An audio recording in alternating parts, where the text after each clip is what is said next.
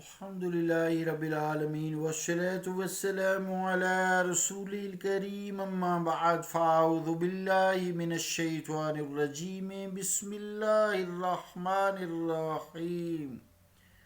عزیزان گرامی قدر، السلام علیکم ورحمۃ اللہ وبرکاتہ۔ آئیے سیرت النبی صلی اللہ تعالیٰ علیہ وآلہ وسلم کے حوالے سے حجۃ الوداع میں طواف جو آپ صلی اللہ علیہ وآلہ وسلم نے کیا اس کا تذکرہ کرتے ہیں۔ تو حضور علیہ الصلوۃ والسلام مکہ شریف جب پہنچے، کعبہ کی زیارت کی، پھر حضور علیہ الصلوۃ والسلام نے طواف کیا۔ پہلے حجر اسود کو بوسہ دیا۔ طواف کے وقت بیت اللہ شریف حضور علیہ الصلوۃ والسلام کے بائیں جانب تھا۔ طواف کیا تو کعبہ شریف جو ہے بائیں جانب تھا۔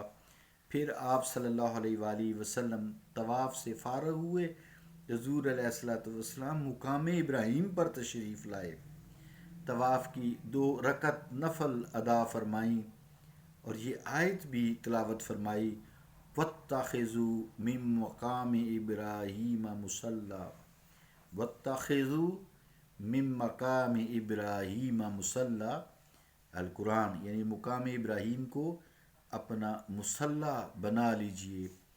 سرکار دو عالم صلی اللہ تعالیٰ علیہ وآلہ وسلم اس طرح کھڑے ہو کر یہ 2 رکعتیں ادا فرماتے کہ حضور علیہ الصلوۃ والسلام کے درمیان اور کعبہ شریف کے درمیان مقام ابراہیم ہے۔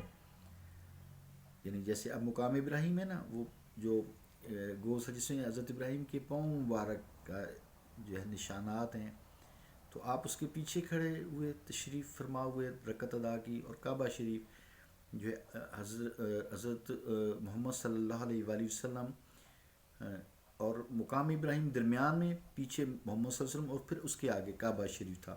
پھر جب اپنی نماز سے فارغ ہوئے حضور پھر دوبارہ حجر اسود تو اس کے پاس تشریف لائے اور اسے بوسہ دیا اپنے مبارک ہونٹوں سے۔ اے حجر اسود تیری قسمت۔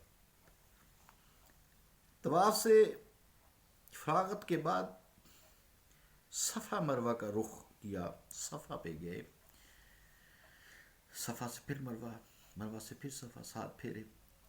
جب وہاں پہنچے تو یہ آیت مبارکہ تلاوت کی، ان الصفا والمروہ من شعائر اللہ فمن حج البیت واعتمر فلا جناح علیہ ان یطوف بہما ومن تطوع خیرا فإن اللہ شاکر علیم۔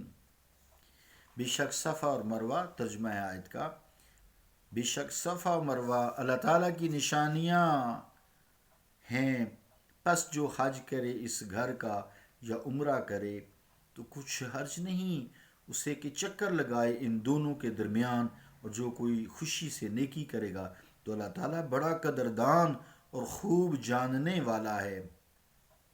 تو عزیزان گرامی قدر، 7 چکر پورے کرنے کے بعد حضور علیہ الصلوۃ والسلام نے احرام نہیں کھولا، اپنا احرام نہیں کھولا، کیونکہ عمرہ تو مکمل ہو گیا تھا نا، کیونکہ حضور علیہ الصلوۃ والسلام اپنے ہمراہ قربانی کے جانور بھی لائے تھے نا، اس لیے احرام نہیں کھولا۔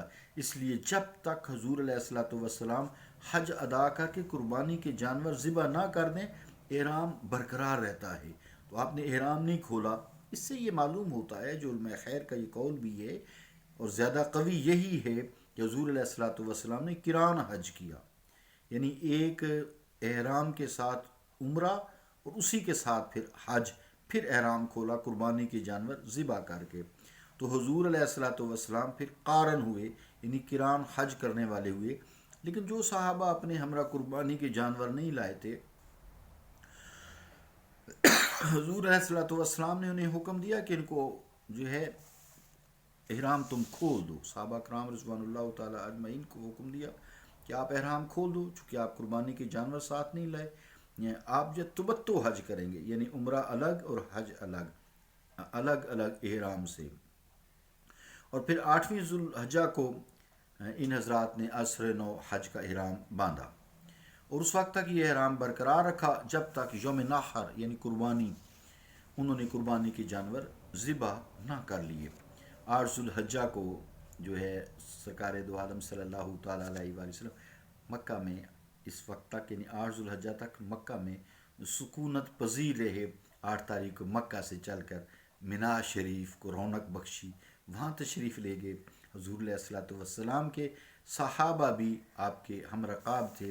اس اثناء میں بعض حضرات نے لبیک اللہم لبیک لبیک لا شریک لک لبیک ان الحمد والنعمت لک والملک لا شریک لک، یہ تلبیہ بھی ادا فرمایا۔ اور کچھ حضرات نے تکبیرات کے ہی اللہ اکبر لا الہ الا اللہ واللہ اکبر اللہ اکبر۔ البتہ صحابہ کرام نے جو بھی اللہ تعالیٰ کا ذکر کیا، آپ صلی اللہ تعالیٰ علیہ وآلہ وسلم نے کسی پر اعتراض نہ کیا۔ رسول مکرم علیہ الصلوۃ والسلام نے نماز ظہر، عصر، مغرب اور عشاء مینا میں پڑھی، وہیں رات بسر کی اور صبح تک قیام فرمایا۔ اتنی دیر میں یہاں توقف فرمایا کہ سورج طلوع ہو گیا۔ وہاں سے عرفات شریف لے گئے تو مسجد نمرہ کے پاس حضور علیہ الصلوۃ والسلام کا ایک خیمہ نصب تھا۔ یہ جگہ میدان عرفات کے مشرقی جانب ہے، وہاں قیام فرمایا۔ آپ صلی اللہ علیہ وآلہ وسلم نے جب سورج ڈھل گیا تو اپنی ناقہ کسوہ طلب فرمائی، اس پر کجاوا کسا گیا۔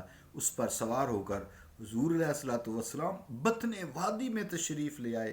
وہاں پہنچ کر حضور علیہ الصلوۃ والسلام نے وہ تاریخ ساز خطبہ ارشاد فرمایا جس میں اسلام کی ساری تعلیمات کو بڑے دل نشیں انداز میں لوگوں کے سامنے پیش کیا گیا۔ زمانہ جاہلیت کے تمام رسوم و رواج کو نیست و نابود کر دیا گیا اور ان عزت و حرمت والے امور کو برقرار رکھا گیا جو تمام مذاہب میں کامن ہیں اور تمام زمانوں میں عزت و حرمت کے حامل تھے، یعنی انسانی جان، انسانی آبرو، اس کے اموال یعنی مال جان عزت کی حفاظت وہ ہر مذہب کرتا ہے، اور وہ قواعد و ضوابط جو انسانی زندگی کے معاشرتی یا معاشی پہلوؤں کو بری طرح متاثر کرتے ہیں ان کو کل عدم قرار دیا گیا۔ ان اصطلاحات کا آغاز پھر اپنے خاندان سے کیا۔ زمانہ جاہلیت میں حضور علیہ الصلوۃ والسلام کے چچا حارث کا بیٹا ربیعہ جو قبیلہ بنی سعد بن بکر میں اپنی شیر خارگی کا زمانہ گزار رہا تھا، اس کو قبیلہ حذیل کے ایک آدمی نے قتل کر دیا۔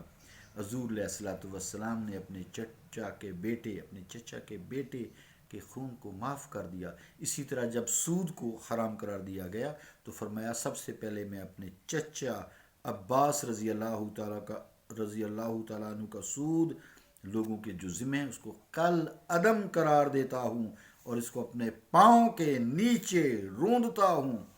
اس زمانہ میں ہر ملک میں عورتوں کی حالت بڑی خراب تھی، ناگفتہ بہ تھی، اور حضور علیہ الصلوۃ والسلام نے عورتوں کے ساتھ بہترین سلوک کرنے کی وصیت فرمائی۔ بتایا کہ کچھ حقوق شوہر کے بیوی پر ہیں اور بیوی کے حقوق شوہر پر ہیں، یعنی میاں بیوی کے ایک دوسرے پر حقوق ہیں، دونوں پر لازم ہے کہ اپنے اپنے فرائض کو خوش دلی سے ادا فرمائیں۔ عزیزان گرامی قدر، اپنی امت کو وصیت فرمائی کہ وہ اللہ تعالیٰ کی کتاب یعنی قرآن حکیم کو مضبوطی سے پکڑے رکھیں اور میری سنت کو اور کتاب کو مضبوطی سے پکڑے رکھیں۔ ایک روایت میں ہے کہ میری کتاب اور میری اہل بیت کو اس کو مضبوطی سے پکڑے رکھیں، اس پر کاربند ہو جائیں، تو انہیں بتایا گیا کہ پھر تم کبھی گمراہ نہیں ہوگی، یعنی میری سنت اور کتاب، اور ایک روایت میں ہے میرے اہل بیت اور کتاب۔ عزیزان گرامی قدر، وقت بھی پورا ہوا، انشاءاللہ تعالیٰ یہ پورا خطبہ عربی سمیت انشاءاللہ تعالیٰ میں کل کوشش کروں گا کہ اس کو ادا کروں اور آپ سماعت فرمائیں۔ صلی اللہ تعالیٰ علی رسول خیر خلقہ محمد وعلی آلہ وصحبہ اجمعین برحمتک یا ارحم الراحمین۔